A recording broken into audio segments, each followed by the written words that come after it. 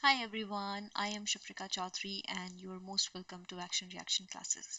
So these classes I've started for specially for ninth and 10th grade science and अभी तो major focus मेरा रहेगा grade 10th के because obviously board exams आ रहे हैं and out of all the chapters I have figured out three chapters are the most important. One एक आपका life process है, second is this metal and non-metals, and the third one is your physics का chapter light, right? So out of those chapters, metals and non-metals से we are starting, and as you know तुम्हारे साथ बहुत खराब चीज़ हुई है कि periodic table नहीं है, so you might find chemistry a little hard to understand कि formulas कैसे बनते हैं, ionic compounds कैसे combine होते हैं and all that stuff, and plus metals non-metals थोड़ा बहुत properties are discussed in this chapter, so we will start with this. Rest, since this is my first video and I would expect whosoever will watch this video, I want you to drop your feedback कौन सा chapter करना है. My plan is first we will discuss the questions, the PYQs, right? As per that we are going to do the concept करेंगे फिर PYQ करेंगे and that's it क्योंकि time नहीं है उतना, right? But still, other than that, if you need any help, please do let me know. Now let's get started. So the world is divided. Yeah, one more thing, the whole topic, the whole thing is basically completely based on NCERT. NCERT से अलग कुछ नहीं है. See, it is the Bible for board exams. Board को फर्क नहीं पड़ता है तुमने कितनी सारी गाइड बुक्स लिए हुए हैं, कुछ भी लिया हुआ है. मेन एनसीईआरटी है, ठीक है. लास्ट टाइम पे please focus on NCERT only. Now the world is divided into two families. We know, see, abhi tak we have 118 elements. Out of those 118 elements, 90 plus, or to be exact 92 तुम्हारे metals होते हैं. We have these metals. Then some 20 something you have non-metals. ठीक है, तो majorly what we have is majorly तो non metals और metals हैं. बचे हुए 7 जो हैं अपने पास मेटलॉइड्स हैं. सो this is the what you can say इसी में डिवाइडेड है अपना मेटल्स नॉन मेटल्स में. अभी मेटलॉइड्स का पता होगा, मेटलॉइड्स आर द वन जिनकी प्रॉपर्टीज क्या होती हैं, दोनों से मैच करती हैं. सो मेन क्या हुआ, metal and non metal. So one by one we will be discussing about their properties. So first identifying metals by their physical signature. That means क्या उनकी फिजिकल प्रॉपर्टीज है, वो कैसे देखने में लगते हैं, right? So physic like metallic lustre. So we know very much famous gold, rate भी बढ़ रहा है गोल्ड, राइट? सिल्वर. So ये क्या है, they are shiny and shiny is what you call as lustrous. So metals in their pure state have a shining surface. Hardness, generally hard, though hardness varies. That means कि generally whenever we use generally almost these words we know कि ठीक है कुछ ना कुछ exceptions तो आएंगे. Malleability means you can make sheet out of it. Okay, they can be beaten sheet, and gold and silver are the most malleable. Now out of this chapter दो majorly important चीजें हैं. एक तुम्हारा reactivity series, दूसरा ये exceptional cases. Ductility means you can make a wire out of it. 1 gram gold can be drawn into a 2 kilometer wire. Just a fun fact. कोई जरूरत नहीं है इसे याद रखने की. But ductility means you can make wires out of it. Next is conductivity. Conductivity means good conductors. That means they can conduct heat. Conduct is ये एक वायर है, it will allow the heat and light, not light basically, electricity to pass through it. ठीक है. So silver copper are the best conductors of heat. अब तुम silver के तार नहीं बना सकते हो, अफोर्ड कौन कर पाएगा. So obviously we use copper wires, aluminium wires, right? Sonorous produce a sound when struck. So एक रिंगिंग साउंड होता है. तो if everything will produce a sound when they are struck, ठीक है, but ringing sound to be exact, वो sound किस में आता है, मेटल्स में. And when we talk about the state, they are generally solid at room temperature. Again, generally, I want you to drop that one metal that is liquid at room temperature. वो metal का नाम क्या है, liquid at metal. देखो, liquid at room temperature, what is that metal? Just write that down in the comment section. Now, yes, आगे आ ही जाएगा, कोई फायदा नहीं है लिखने का.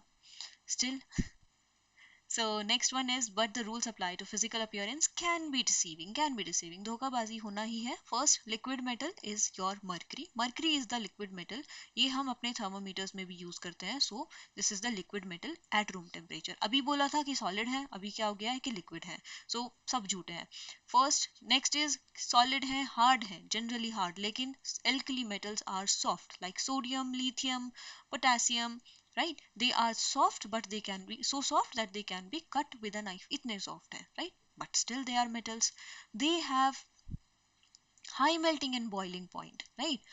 But क्या हो गया, low melters? When you put these on your palm, they will melt. Okay?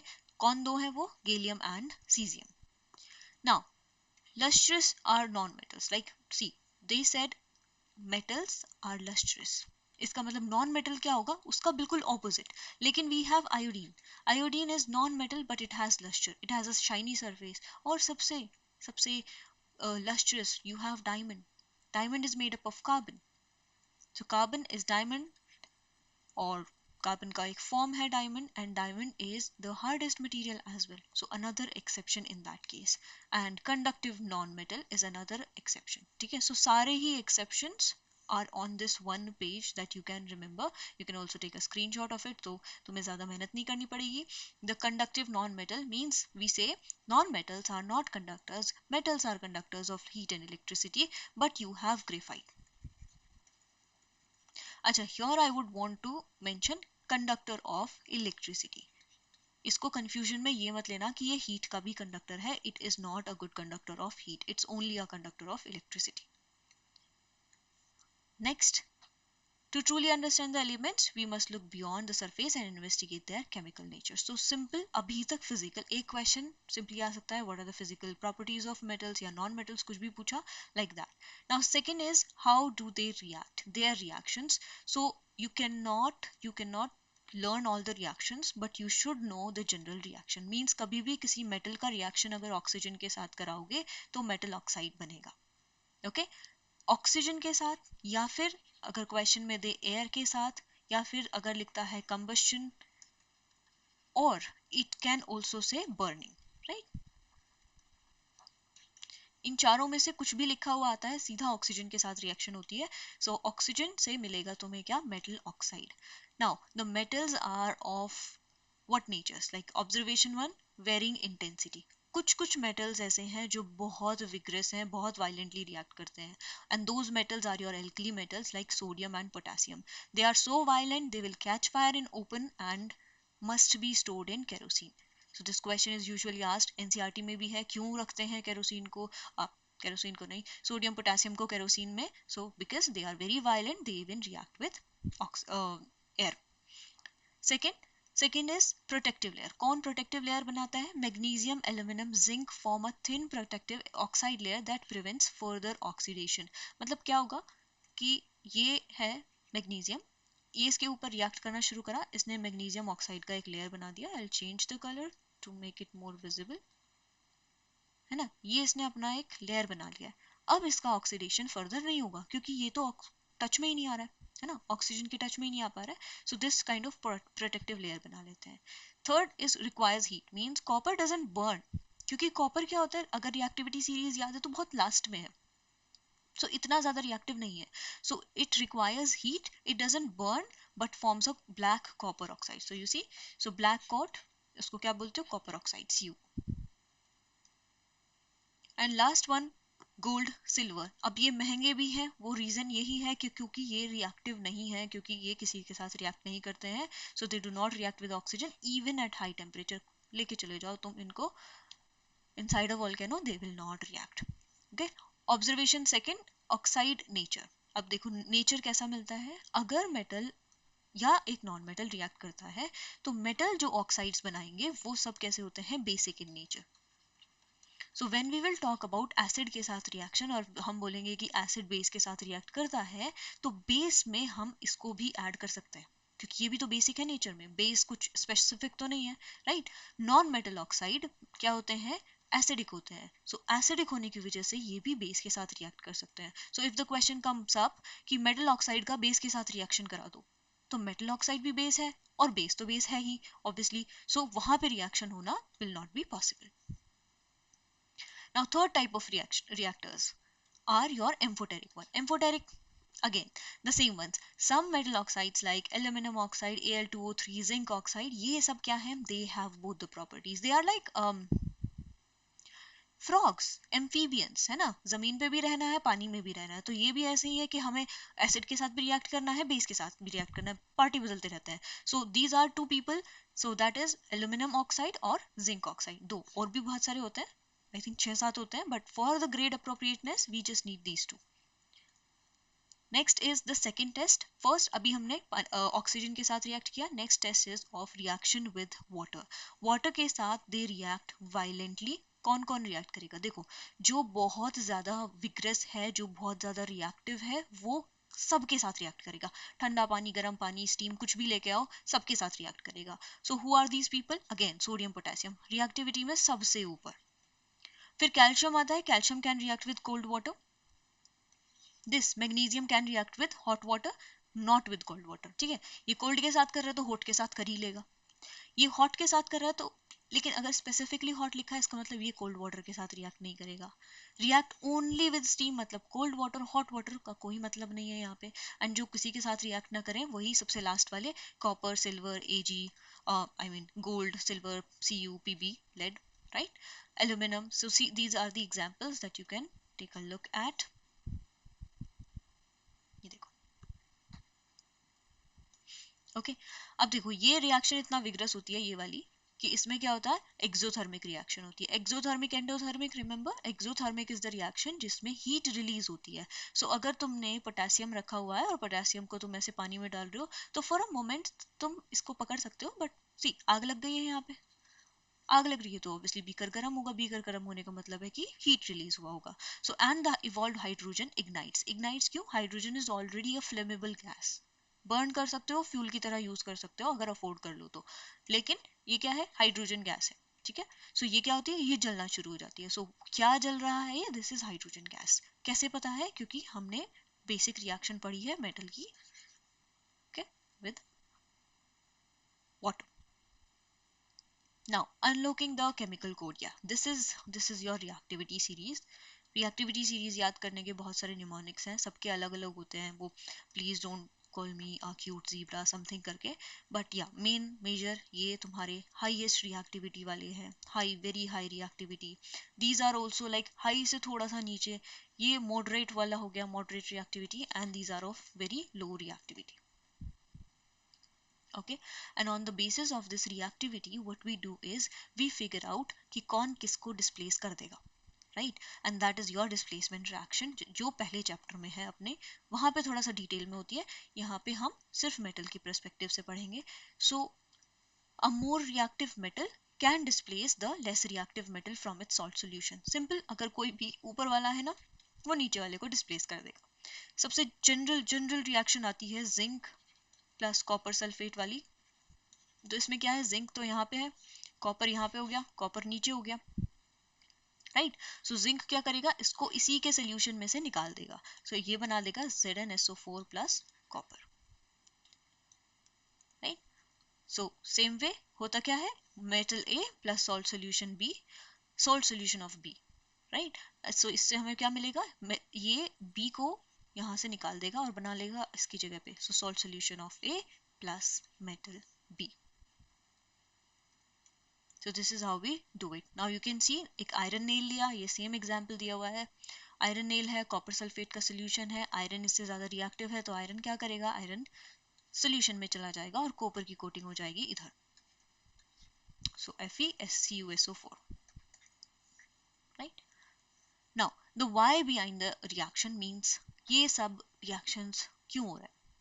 Who is doing this? Why they are doing this?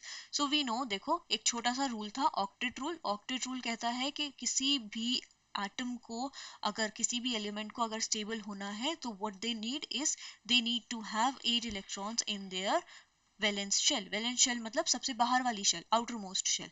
And the problem is, अगर वैलेंस शेल में ये चाहिए तो क्यों चाहिए? 8 ही क्यों चाहिए?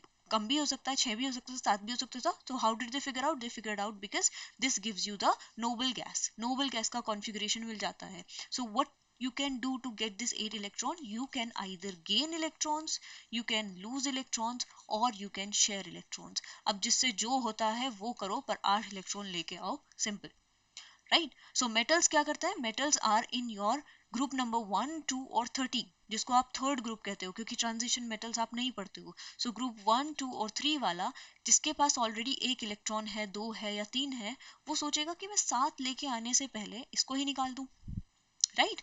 या 6 लेके आने से बेटर है मैं ये 2 निकाल दूं, वो इजी है. So they will try to lose electron. So metals कैसे हैं? Metals tend to lose electron, and when anyone lose electron they become cation. And when you become a cation, you get a positive charge. जितने electrons lose करोगे उतना positive charge आएगा. Maximum कितना lose कर सकते हो? 3.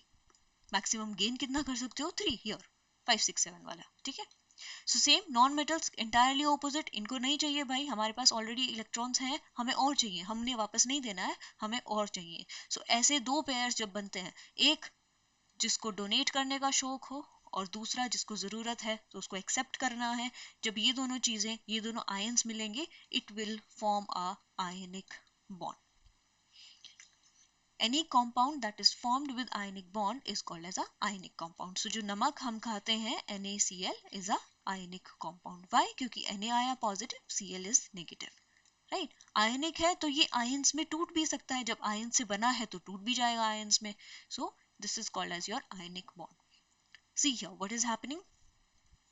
सोडियम का atomic number होता है 11. पहले शेल में आए 2, फिर 8, फिर 1. Chlorine is 17. 2, 8 एंड 7. इसको 8 होने के लिए इट विल बी बेटर कि ये एक लूज कर दे, इट विल बी बेटर कि ये एक गेन कर ले. सो इन दोनों ने ये हैंडशेक किया and they are getting this, right? So the transfer, when the metal and non-metal react, the metal will donate. Okay, always remember metals are electron donors, and its valence electron to the non-metal, this is called as an ionic bond, right? अब क्या होता है कि Na positive और Cl negative, positive negative का जो attraction है, जिसको तुम बोलते हो electrostatic force of attraction, it is one of the most strong attractions. So इसी वजह से ये कैसे होते हैं? They are solid, they are hard but brittle due to the strong electrostatic force. मतलब सॉलिड है, हार्ड है, क्रिस्टल है, लेकिन ऐसे डालोगे ना तो टूट जाएगा, तो उसका हार्ड होने का कोई फायदा नहीं है. Reason why is it strong, why is it solid, और उसके बाद ब्रिटल क्यों है? ब्रिटल इसलिए है क्योंकि ये लैटिस में होता है. लैटिस मतलब क्रिस्टल स्ट्रक्चर, जैसे ये पॉजिटिव एक नेगेटिव, एक पॉजिटिव एक नेगेटिव, ऐसे होता है. ओके, सो इमेजिन अब यहाँ पे क्या हो रहा है कि सबने ना, क्योंकि सबके पास चार्ज है, सबने अपने आप को कैसे एडजस्ट किया हुआ है? सबने एडजस्ट किया हुआ है कि हम अपनी परफेक्ट पोजीशन पे है, ना हमारे ऊपर ज्यादा अट्रैक्शन हो रहा है, ना हमारे ऊपर ज्यादा रिपल्शन लगा हुआ है यहाँ पे. So they are balanced. So what happens is, if you will hit it, है ना, हैमर से तुम इसको ऐसे हिट करने की कोशिश करो, क्या करे होगा? ये स्लाइड कर जाएगा. थोड़ा सा स्लाइड होगा तो ये पॉजिटिव चार्ज इधर खिसक के इधर आ जाएगा, ये नेगेटिव इधर पॉजिटिव इधर नेगेटिव. सो जब ये पॉजिटिव पॉजिटिव सिमिलर चार्जेस एक दूसरे के सामने आते हैं, they start repelling each other. So जो चीज का पूरा स्ट्रक्चर ही ऑपोजिट चार्जेस के अट्रैक्शन की वजह से रुका हुआ था, अभी वो क्या हो गया है? रिपल्शन आ गया है. So when this happens they break down, right? इसी वजह से वो सॉलिड हार्ड तो है, बट थोड़ा सा भी उनका क्रिस्टल लैटिस डिस्टर्ब होता है इधर उधर, दे गेट ब्रिटल, मीन्स टूट जाते हैं, जल्दी टूट जाते हैं. नाउ अगर तुम उनको ऐसे फिजिकली चोट ना पहुंचाओ, फिजिकली ना हिट करो, और तुम सिर्फ उसको बॉयल कर रहे हो या मेल्ट कर रहे हो, तो तुम उसको इजीली ये बॉन्ड को नहीं तोड़ सकते हो. You need to provide a good amount of energy, and when you do that will increase the temperature, hence they will have a high melting and high boiling point. So very high हो जाता है, ठीक है, thousands में चला जाता है, ऐसे 200-300 वाला हाई नहीं, 1087 something like this. So like हाँ ये देखो NaCl melts at 1074 Kelvin. So इतना ज़्यादा हो जाता है temperature. Conductivity, do not conduct electricity as solids but when in molten state. देखो तुम्हारे घर में नमक है, उसमें बिल्कुल भी करंट नहीं आएगा, तुम्हें लगेगा भी नहीं. उसको ही तुम पानी में मिला दो, एक्वस सोल्यूशन बना दो उसका, लिक्विड स्टेट में कर दो उसको, या मोल्टन स्टेट में कर दो, it will conduct electricity. Try मत करना, करोगे your choice. Okay, but still I would suggest no. Right now, अभी ये सब हमने बात की है आयनिक कंपाउंड्स की. We did talk about the reactivity series, we talked about the oxygen के साथ रिएक्शन, पानी के साथ रिएक्शन, सब हो गया. अभी बात करते हैं कि ये सब हमको मिलते कहाँ पे हैं. राइट, मीन्स अर्थ से मिलते हैं, विच इज ऑब्वियस, बट उसको निकालोगे कैसे? सो that is metallurgy. This science of finding things out is metallurgy. Metallurgy में 3 डेफिनेशंस. मिनरल्स क्या होते हैं? मिनरल्स आर द एलिमेंट्स जो हमको अर्थ के क्रस्ट में मिलते हैं. They are natural. और क्या होता है? वो वाला मिनरल, वो स्पेसिफिक मिनरल जिसके अंदर तुम्हें मेटल मिल जाएगा. And what is gang? Gang is the impurity. जैसे सॉइल, सैंड, जो भी और के साथ मिलेगा, क्योंकि ऐसा तो नहीं है कि मिट्टी से के अंदर से तुमने कोई चीज निकाली वो एकदम प्योर मिलेगी. There will certainly be impurities in it. चलो, सबसे पहले what we will do is, सबसे पहले माइनिंग करेंगे, सबसे पहले उस ओर को लेके आएंगे. सो एक्सट्रैक्शन ऑफ द ओर. उसके बाद हम कॉन्सेंट्रेशन ऑफ ओर, मीन्स सिर्फ ओर चाहिए, सिर्फ मेटल चाहिए, या सिर्फ वो वाला पोर्शन चाहिए जिसमें मेटल है, बाकी सबको हटा दो. सो that is removal of the gang. Third is metal extraction of the metal. Metal का एक्सट्रैक्शन. अभी मेटल को एक्सट्रैक्ट करने में प्रॉब्लम ये है कि हमने पढ़ा कि मेटल तो बहुत रिएक्टिव है. राइट, कुछ तो बहुत ज्यादा रिएक्टिव है, कुछ मॉडरेटली रिएक्टिव थे, और कुछ कैसे थे? लीस्ट रिएक्टिव वाले. एंड दैट डिपेंड्स ऑन कि मेटल का रिएक्टिविटी कैसा है. सो ये थोड़ा सा कंफ्यूजिंग रहेगा. Last is refining the metal, purifying the metal for use. ठीक है, जब तुम इसको मेटल को निकाल लोगे, उसको रिफाइन करना. And then let's see how we are going to do it. So देखो, on the basis of what? On the basis of the reactivity series. जैसे तुम्हारे पास सोडियम, पोटेशियम, हाई रिएक्टिविटी वाले मेटल्स थे, कैल्शियम, मैग्नीशियम, एल्यूमिनियम, ये सब क्या मिलते हैं तुमको? इनकी जो एफिनिटी है फॉर ऑक्सीजन इज बहुत ज्यादा. ठीक है, देखो, 2 वर्ड्स होते हैं अपना, ऑक्सीडेशन होता है, रिडक्शन होता है. मेटल तुमको जनरली या तो ऑक्साइड्स में मिलेगा या सल्फाइड्स में मिलेगा. ठीक है, कोई कोई मेटल आपको मिलता है जो बीच वाले होते हैं, ये कार्बोनेट्स की फॉर्म में भी मिल जाते हैं. सो अगर तुमको ये ऑक्साइड्स की फॉर्म में मिलता है, जो कि सबको हम लास्ट में ना ऑक्साइड बना देते हैं, और फिर ऑक्साइड बना के उसको रिडक्शन कर देंगे. रिडक्शन क्या होता है? Reduction is loss of oxidation, loss of oxygen. Oxygen को रिमूव करना इज कॉल्ड एज रिडक्शन. और ऑक्सीजन को कौन रिमूव कर सकता है? कोई रिड्यूसिंग एजेंट. जैसे क्या? कार्बन, है ना. कार्बन ऑक्सीजन को उठा के कार्बन डाइऑक्साइड बना लेगा. बट इनके साथ क्या प्रॉब्लम है? इनको कार्बन पसंद नहीं है. They are like we don't like it. So इनके लिए हमें क्या करना पड़ता है? हमको जाना पड़ता है इलेक्ट्रोलिटिक रिडक्शन के लिए. That we will cover a little later. So इनके लिए हमें करना पड़ेगा इलेक्ट्रिसिटी का यूज. अदरवाइज अगर कोई मीडियम रिएक्टिविटी या लो रिएक्टिविटी वाला मिलता है, तो अगर हमको वो कैसा मिले? अगर हमको वो मिले सल्फाइड की फॉर्म में या कार्बोनेट की फॉर्म में, सो हम क्या करेंगे? पहले उसको ऑक्साइड बनाएंगे. ऑक्साइड बना के फिर हम उसको रिड्यूस कर देंगे. ठीक है, ऑक्साइड में भी what we will do is, अगर वो सल्फाइड के फॉर्म में है तो आप रोस्ट करोगे. रोस्टिंग करते हैं एक्सेस ऑफ एयर में, यानी हीट करना. ठीक है, रोस्टिंग मतलब वो वाला रोस्टिंग नहीं, रोस्टिंग सिंपली हीट करना. और कैल्सिनेशन याद रखो, C for carbonate, C for calcination. So जो भी ओर्स, आई मीन जो भी मेटल तुमको कार्बोनेट की फॉर्म में मिले, तुम उसका कैल्सिनेशन करो. कैल्सिनेशन सिर्फ गर्म करना है, हीट करना है, बट लिमिटेड एयर में. ओके, सल्फर था तो SO2 मिलेगा, कार्बन था तो कार्बन डाइऑक्साइड तो मिलेगा, गारंटी है, हर जगह हर बार रिएक्शन में मिलेगा. रिडक्शन यूजिंग कार्बन लास्ट में, क्योंकि ऑक्साइड्स मिल गए हैं. अब अगर ऑक्साइड मिल गए हैं तो उसको ऑक्सीजन को हटाना पड़ेगा. Loss of oxygen is called as reduction. Reduction करो यूजिंग अ रिड्यूसिंग एजेंट जैसे कार्बन. अगेन कार्बन ऑक्सीजन मिल गया, so carbon monoxide. Okay, metals of low reactivity. देखो, बहुत सारे मेटल्स जैसे गोल्ड हो गया, ये आपको थोड़ा नेटिव स्टेट में मिल, नेटिव मतलब फ्री स्टेट, मतलब जो उनकी एलिमेंटल स्टेट है उसमें वो इजीली मिल सकते हैं. बट कुछ क्या होते हैं? सल्फाइड में मिलेंगे. अब फिर सल्फाइड में मिला है तो उसको दोबारा से तुमने वही करना है, रोस्ट करना है, रोस्ट करके ऑक्साइड बनाना है, ऑक्साइड बना के उसको दोबारा से रिड्यूस करके वापस तुमको मेटल मिल जाएगा. ठीक है, last is this electrolytic reduction. Electrolytic reduction में क्या होता है? देखो, हमारे पास होते हैं कंडक्टर्स. कंडक्टर्स होते हैं कौन? जैसे मेटल्स था, जैसे कॉपर था, जैसे कॉपर वायर होता है जो इलेक्ट्रिसिटी कंडक्ट कर दे. लेकिन कंडक्टर जैसे हमारे पास वायर था कॉपर वाला, वो सॉलिड स्टेट में हो गया. अगर उसी चीज को, उसी कंडक्टर को तुम एक रॉड की फॉर्म में बना दो, तो उसको कहते हो तुम इलेक्ट्रोड. ओके। अगर वही कंडक्टर तुम्हारा लिक्विड फॉर्म में हो, सोल्यूशन की फॉर्म में हो, तो उसी को बोलते हो आप इलेक्ट्रोलाइट। ओके। अब किसी भी चीज को कंडक्ट अगर करना है, कंडक्टर्स के पास दो चीजें होती हैं, या तो उनके पास होते हैं आयंस और या फिर उनके पास होते हैं इलेक्ट्रॉन्स, राइट। सो अभी देखो एनोड पे पॉजिटिव नेगेटिव, इसको तो हमने बैटरी से कनेक्ट किया हुआ है, तो डेफिनेटली इसके पास तो इलेक्ट्रॉन्स हैं। लेकिन इलेक्ट्रोलाइट के पास क्या होगा, इलेक्ट्रोलाइट के पास होंगे आयंस। आयंस किसके पास होते हैं, आयनिक कंपाउंड्स के पास। सो बेसिकली इलेक्ट्रोलाइट है क्या, एक ऐसा सोल्यूशन जिसके पास, या एक ऐसा सब्सटेंस जिसके पास आयंस है। तो जनरली तुम्हारे acids, bases, ionic compounds, metal salts, कुछ भी, they all are electrolytes. Now coming to challenge, क्या है, अपने को मेटल चाहिए। कौन सा मेटल, वो भी बहुत ज्यादा रिएक्टिविटी वाला मेटल, ठीक है। So metal produced by reduction process are impure and must be refined, ठीक है।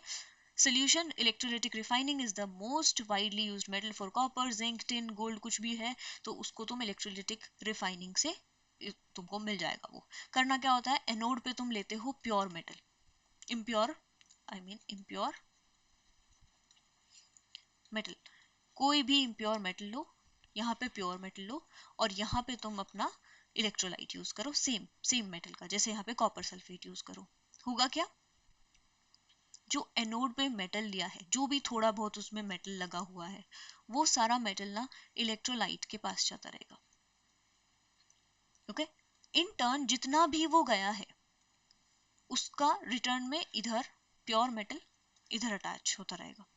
सो slowly slowly what we will notice कि यहाँ से एनोड से सारा मेटल जो है वो इधर इलेक्ट्रोलाइट में ऐड हो गया है। अब इसके पास कुछ नहीं बचा है, अब इसके पास सिर्फ मड बचा हुआ है, वेस्टेज, कंप्लीट वेस्टेज।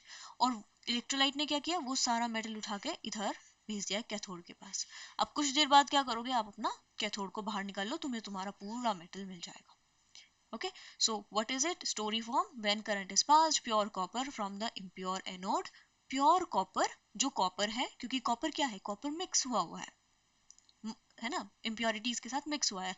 सो जो भी प्योर कॉपर है इस इम्प्योर कॉपर एनोड के पास, वो सब इलेक्ट्रोलाइट में डिसॉल्व हो जाएगा।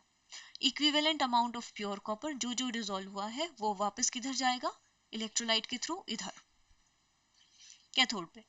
Soluble impurities dissolve while insoluble impurities like gold and silver settle below as valuable anode mud, क्योंकि ये वो वाला मड नहीं है जो घर के बाहर मिलता है। This is still containing some other metals जो अपने को नहीं चाहिए, but yeah. Now the inevitable decay, as in inevitable मतलब जिसको हम रोक नहीं सकते हैं। अंडरस्टैंडिंग कोरोजन, कोरोजन होगा ही होगा, कुछ प्रिवेंशंस हैं तुम कर सकते हो if you can, but otherwise रोक नहीं सकते। कोरोजन होता क्या है, destruction of metals by chemical reaction with their environment, both air water are required for iron to rust. Okay, ये एग्जाम्पल है एनसीईआरटी में। क्या हुआ कि हमने एक आयरन नेल लिया है, वाटर वेपर एयर दोनों का कॉन्टेक्ट रहता है तो ये रस्टिंग हो जाती है। अगर ऑयल से तुम क्या कर रहे हो, एयर का बैरियर बना दो, एयर अभी नेल तक नहीं पहुंच पा रही है, लेकिन पानी तो है, बट फिर भी क्या हुआ, रस्टिंग नहीं हुई है। एनहाइड्रस वो सारी चीजें होती हैं जो पानी को सोख लेती हैं। तो ये जो एयर है यहाँ पे वो ड्राई हो गई है, क्यों, क्योंकि यहाँ पे एनहाइड्रस कैल्शियम क्लोराइड है। ठीक है। सो ये क्या करेगा, इसको सबको एब्जॉर्ब कर लिया। अब हवा में कोई पानी नहीं है, कोई नमी नहीं है, मॉइस्चर नहीं है, सिंपल। तो अब क्या होगा, अब कुछ नहीं होगा, मतलब ये तो नहीं होगा बस। Iron reacts with moist air to form rust, तो आयरन को क्या चाहिए, पानी भी चाहिए और उसको हवा भी चाहिए। Silver reacts with sulphur, tarnish हो जाती है, तो टार्निश वर्ड याद रखना। Copper reacts and forms the green patina. Now from the preservation means क्या क्या कर सकते हो तुम, अगर तुमने अपने घर की चीजें बचानी है जो मेटल से बनी हुई है। Part 1 is we can prevent simply paint का डब्बा उठाओ and start painting. Oiling, greasing, chrome painting, chrome alloys में जो व्हील्स में होते हैं, सो दैट वन। गैल्वेनाइजेशन, पता नहीं क्यों मुझे ये लगता है ऐसा कि हम सल्फर से रिलेटेड होता है, बट ये नहीं होता है सल्फर से रिलेटेड, जिसमें तुम जिंक की कोटिंग करते हो। कोटिंग कर दिया ना, सील, देखो ये अंदर से स्टील है, राइट। प्रॉब्लम कब होती, अगर ये पार्ट हमारा पानी या हवा के कांटेक्ट में आता, बट ये नहीं आ रहा है, ये किसके कांटेक्ट में आ रहा है, जिंक के। ठीक है। सो ये क्या है, सेक्रीफिशियल मतलब सेक्रीफाइस कर रही है अपना, किसके लिए? स्टील को बचाने के लिए जिंक अपना सेक्रीफाइस कर रहा है। The art of alloying, yes, सबसे बेस्ट है अलॉयज बना सकते हैं। जैसे जो आप कभी भी 24 कैरेट गोल्ड नहीं खरीदते हो, या उसका कोई भी चीज आपको नहीं मिलता है, आप कभी भी प्योर आयरन की चीजें नहीं बनाते हो, reason being they are very soft, they are not that hard. ठीक है, सो अलॉय क्या होता है? Alloy is a solid solid solution. Solution वाले चैप्टर में अगर याद है तो, alloy is a solid solid solution. इसमें क्या होता है? होमोजेनस मिक्सचर है। होमोजेनस एज इन जिसका कांस्टेंट रहता है। ठीक है, इसमें कोई फेजेस नहीं मिलते आपको। टू और मोर मेटल्स और a metal and non metal to create a material with enhanced properties. Like pure iron बहुत सॉफ्ट है, इसके अंदर निकल क्रोमियम मिला दो, ये हार्ड हो जाएगा और रस्ट रेजिस्टेंट बन जाएगा। 24 कैरेट गोल्ड बहुत सॉफ्ट है, 22 कैरेट गोल्ड हार्ड होता है। कॉपर मेलिएबल है, जिंक अलॉय, ब्रॉन्ज, सोल्डर, ये सब क्या होते हैं? These are alloys. इनकी प्रॉपर्टीज मच बेटर है इनके पेरेंट मेटल से। Right, so I guess, yeah, that's it, that's the end of the topic. I don't think इस chapter में कुछ भी बचा है। Yeah, ionic bonding, displacement reaction, everything we did. Any which way, if there is anything, you can just drop it in the comments. Thank you so much. Hope you had a good day.